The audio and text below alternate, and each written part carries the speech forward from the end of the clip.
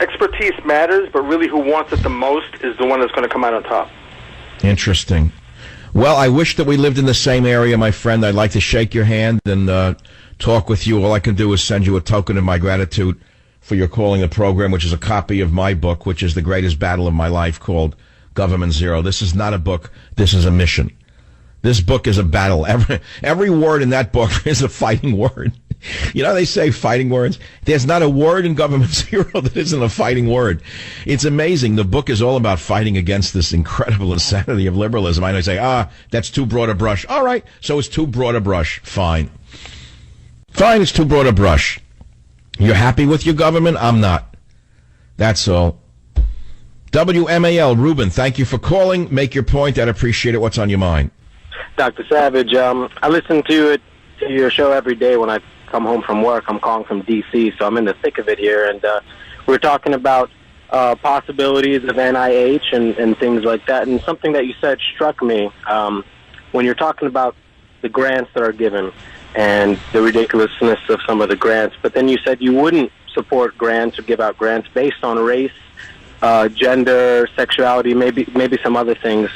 And I guess I want to know what you mean by not giving it based on gender, because of the physiological differences according to gender. And I don't mean that I wouldn't have research studying women or people of different races. I think that's fascinating. I'm very interested in ethnomedicine. It was one of my subspecialties.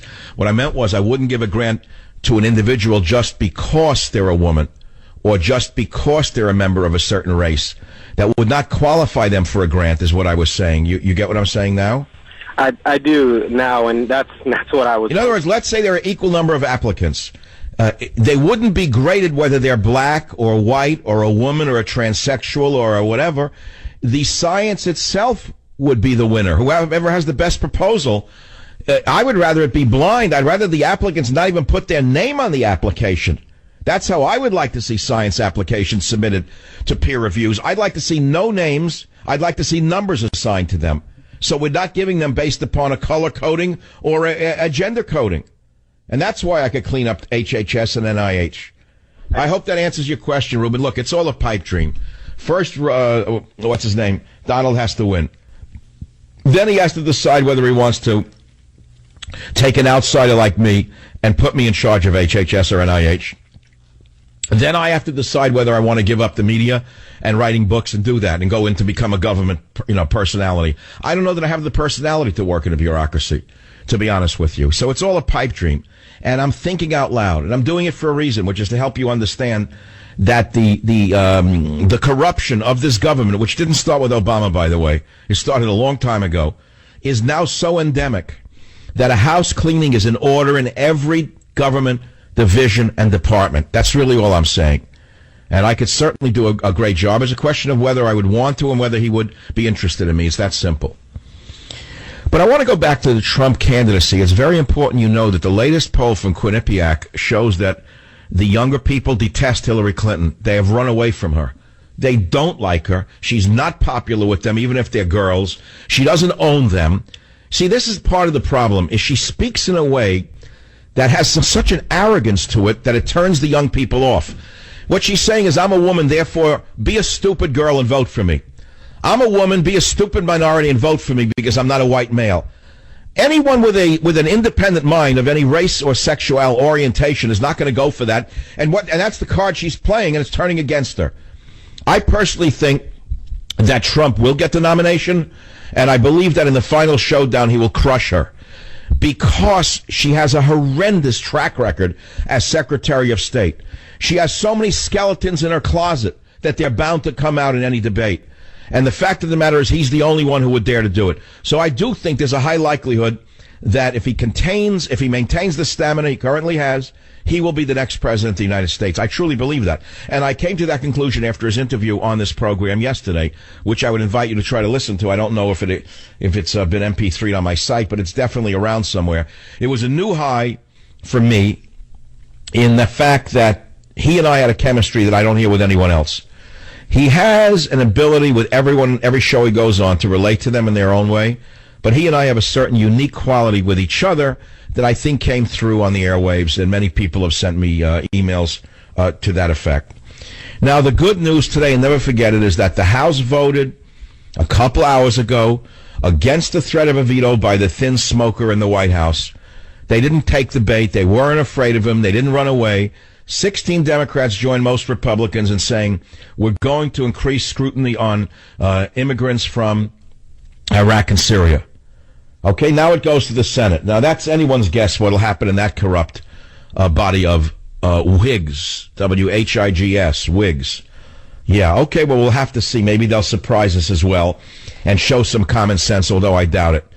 The Senate is a wholly different organization because they're more immune to the people themselves, and they do things for their own reasons.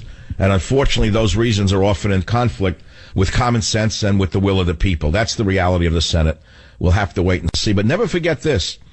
The vote in the U.S. House a couple hours ago to increase the scrutiny of these refugees is now veto-proof in the House. This is a very big deal to see so many Democrats jumping away from Obama and joining Republicans in this commonsensical maneuver. They made common sense, so they walked across the aisle. Now, how could you argue with that as a liberal? You can't. You understand that? This is a very, very good thing because the world has finally been awakened to terrorism, with the exception of the few on drugs or on the doxies of liberalism that is so endemic in their DNA that they can't even think any longer. Am I going to pay attention to what a group of old women on The View say? I'm going to pay attention to what an actor or an actress says in the middle of a drunken orgy. They're going to get up and give an opinion on it, tell me that they're like tourists.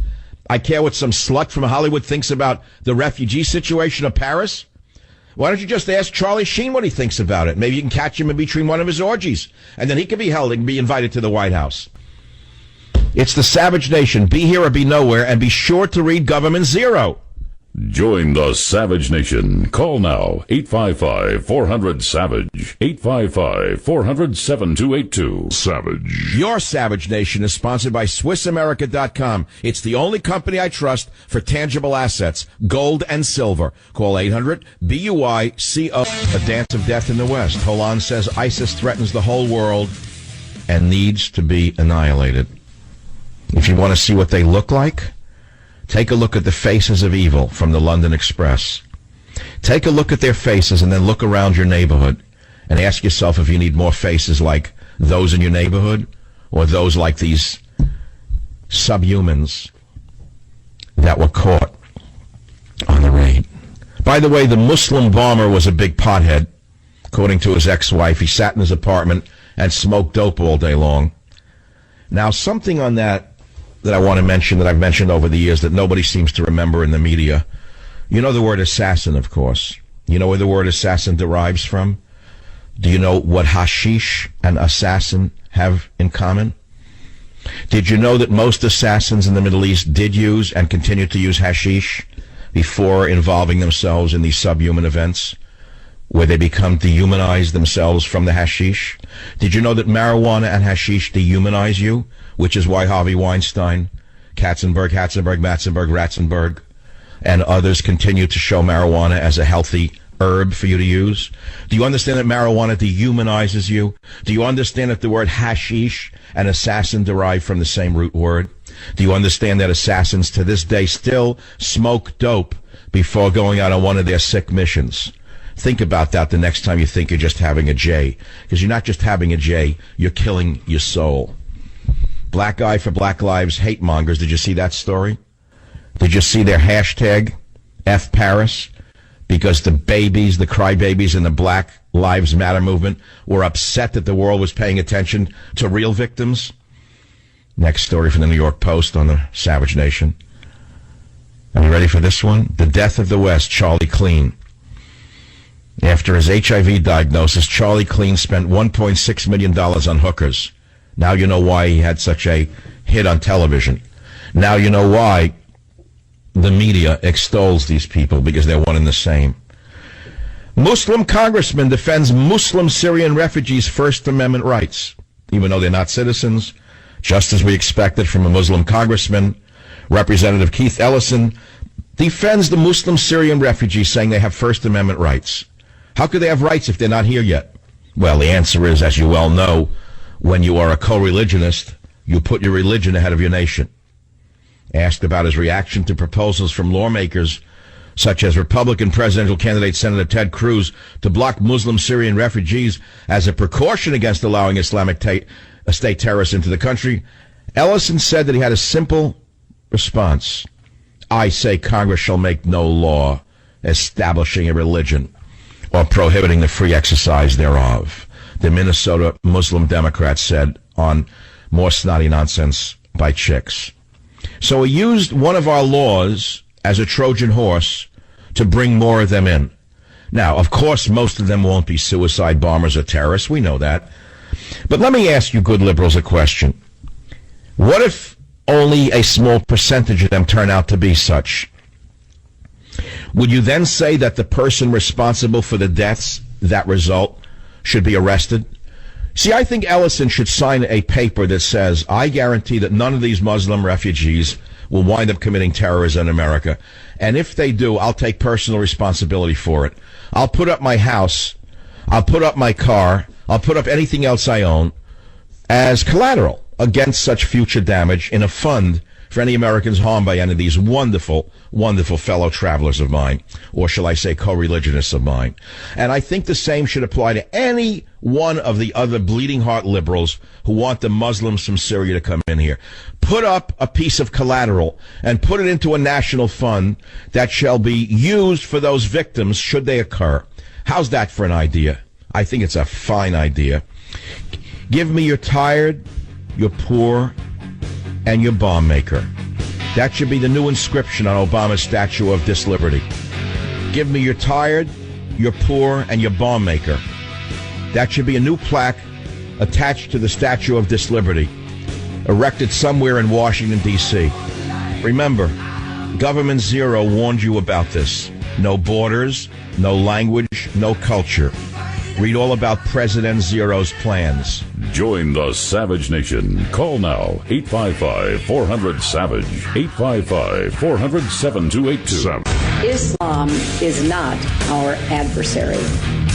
Muslims are peaceful and tolerant people and have nothing whatsoever to do with terrorism. Now, we know Hillary Clinton is a serial liar. We know that she's a liar and has been a liar from the day she appeared on the national stage. But now she is aiding and abetting the enemy.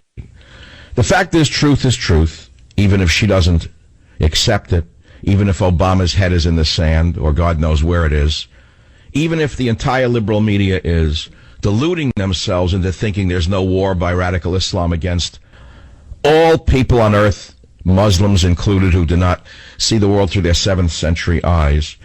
Apparently, the idiot named Hillary Clinton didn't know about the Fort Hood massacre by Nidal Hasan, the Muslim psychiatrist. Apparently, the idiot Hillary Clinton didn't remember that the Boston Marathon bombing was conducted by the Tsarnaev brothers. By the way, in those two cases, Nidal Hasan and Tsarnaev, they were not Christians. They were not Hindus. They were not Buddhists. They were not Jews. They did it for jihad. They yelled Allah Akbar or whatever. July 2015, 4 U.S. Marines shot dead by a lone Islamic gunman on U.S. Navy facilities in Chattanooga. May 2015, in Garland, Texas, Pamela Geller, along with her group, hosted a Draw Muhammad event. Elton Simpson and Nadir Soufi of Phoenix went to avenge the Prophet. They traveled to Texas, where they were shot and killed by a security guard after opening fire in an attempt to kill her. September 25th, 2014, Alton Nolan is accused of beheading a woman in Moore, Oklahoma. Co-workers reported that Nolan had been trying to convert them to Islam. Nolan reportedly used some Arabic terms during his attack. Nolan told the judge, I'm Muslim. My question is, do you have any Muslims that can represent me as a Muslim, Mrs. Clinton? April 27, 2014, 30-year-old Muslim man Ali Muhammad Brown is accused of shooting to death 2 men in Seattle. According to reports, he told police the killings were vengeance for U.S. actions in the Mideast.